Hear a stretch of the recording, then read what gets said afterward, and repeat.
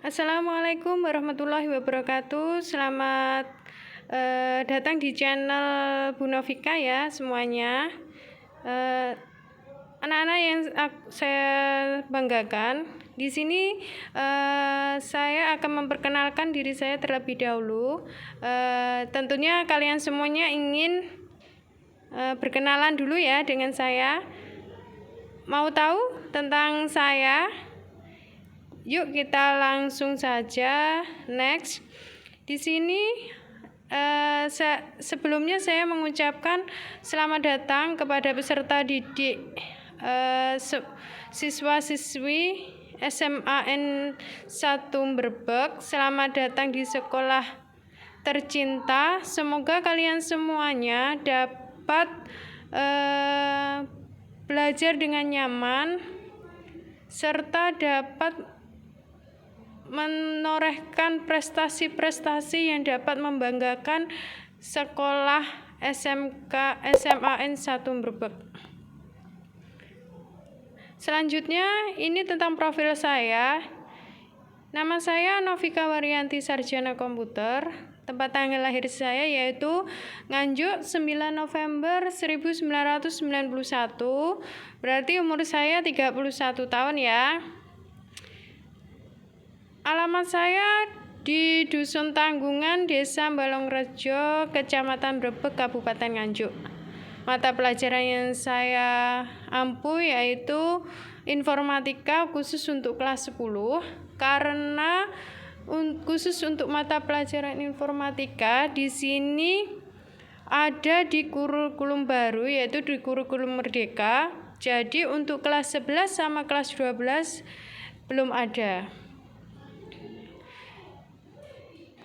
Selanjutnya, yang ingin saya sampaikan, saya senang sekali bertemu dengan kalian semuanya. Saya termasuk guru baru yang ada di SMA Negeri 1 Brebek.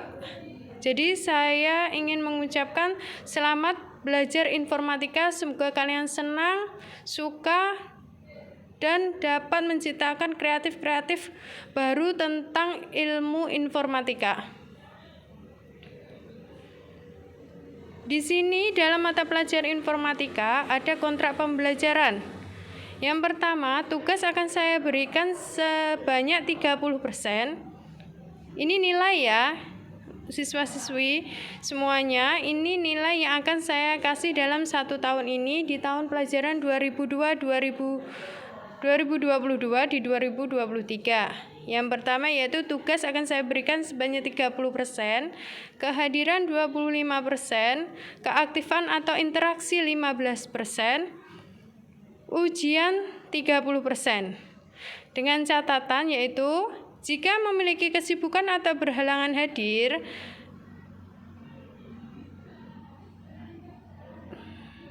wajib menghubungi guru mata pelajaran tersebut, yaitu saya sendiri. Siswa yang terlambat mengikuti pembelajaran atau terlambat memberikan konfirmasi, maka dianggap tidak mengikuti pembelajaran. Ini harus kita sepakati hari ini juga, hari pertama kita belajar. Semoga kalian berkenan dan harus bisa mengikuti kontrak pembelajaran ini. Penugasan informatika diantaranya yang pertama yaitu tugas berupa catatan setiap bab yang telah diajarkan oleh guru pengajar. Jadi misalkan saya memberi tugas catatan kepada kalian semuanya, yaitu catatan per bab. Jadi tugas dikumpulkan setiap selesai 1 bab pembelajaran yang telah disampaikan. Ya. Selain itu, yang berupa catatan juga ada praktek dan ulangan harian. Materi informatika di semester pertama ya anak-anak, kita akan mempelajari 5 bab. Di sini yang pertama yaitu informatika dan keterampilan generik, berpikir komputasional. Yang ketiga yaitu teknologi informasi dan komunikasi atau TIK, sistem komputer atau SK. Dan yang terakhir yaitu jaringan komputer dan internet atau bisa disebut dengan JKI. Di semester kedua ada 4 bab. Yang pertama analisis data atau AD. Yang kedua adalah algoritma dan pemrograman atau AP. Selanjutnya dampak sosial informatika atau DSI. 9 adalah atau yang terakhir, praktikal lintas bidang informatika atau PLB. Oke, baik anak-anak, selanjutnya yaitu ada pilar TIK. Ini seperti yang saya jelaskan sebelumnya, yaitu ada TIK, PLB tadi, praktikal lintas bidang, SK ada sistem komputer, JKI ada jaringan komputer dan internet, AD adalah analisis data, AP ada algoritma pemrograman, DSI adalah dampak sosial informatika, yang paling bawah adalah berpikir komputasional. Ada beberapa elemen tadi adalah bab tadi, dari 9 bab tadi, itu ada capaian pembelajaran. BK, yaitu di mana kalian akan menerapkan strategi algoritmik standar pada kehidupan sehari-hari maupun mengimplementasikan dalam sistem komputer untuk menghasilkan beberapa solusi persoalan dengan data diskrit bervolume besar.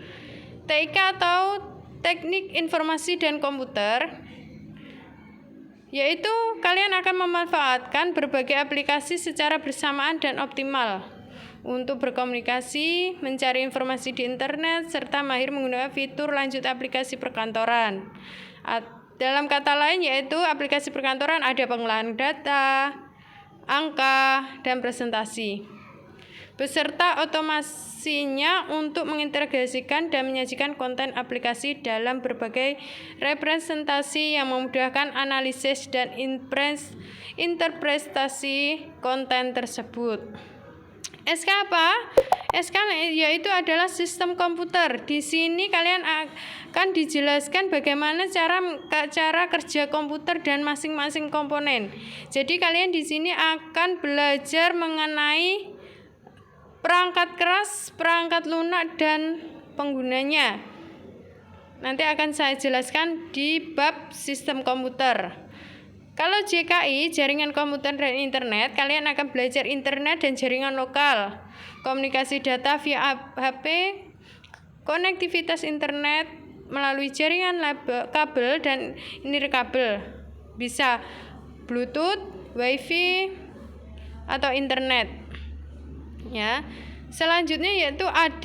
Apa tadi AD? Yaitu analisis data, yaitu menjelaskan aspek privasi dan keamanan data, mengumpulkan data secara otomatis dan berbagai sumber, pemodelan data, berbagai bidang, menerapkan seluruh siklus pengolahan data atau pengumpulan, pengolahan, visualisasi, analisis dan interpretasi data maupun publikasi. AP yaitu algoritma pemrograman. Di sini akan menerapkan praktek baik konsep pemrograman prosedural dalam salah satu bahasa pemrograman prosedural dan mampu mengembangkan program yang struktur. DSI yaitu dampak sosial informatika, yaitu kalian di sini akan belajar mengenai sejarah perkembangan komputer dan tokoh-tokohnya. PLB yaitu praktek lintas bidang. Kalian akan bergotong royong sesuai dengan ini bisa jadi tugas kelompok ataupun tugas mandiri ya di PLB ini. Nanti kita lihat selanjutnya di semester 2 dalam tim inklusif untuk mengerjakan proyek bertema informatika. Selanjutnya yaitu kita langsung masuk ke bab 1 mengenai informatika dan keterampilan generik. Ya. Kalian mungkin banyak yang pernah menggunakan aplikasi permainan pada telepon pintar. Ya, di HP kalian itu ada berbagai aplikasi game misalkan, ya. Aplikasi permainan tersebut adalah salah satu pokok yang menghasilkan berkat ilmu komputer. Jadi orang yang menciptakan game tersebut, dia menerapkan ilmu komputer. yaitu mengembangkan produk yang kompleks perlu kolaborasi tim. Seperti tadi elemen yang PLB, praktek lintas bidang, bisa tim, bisa mandiri untuk menghasilkan suatu aplikasi. Kalian tentu bertanya-tanya, apa toh itu informatika ya?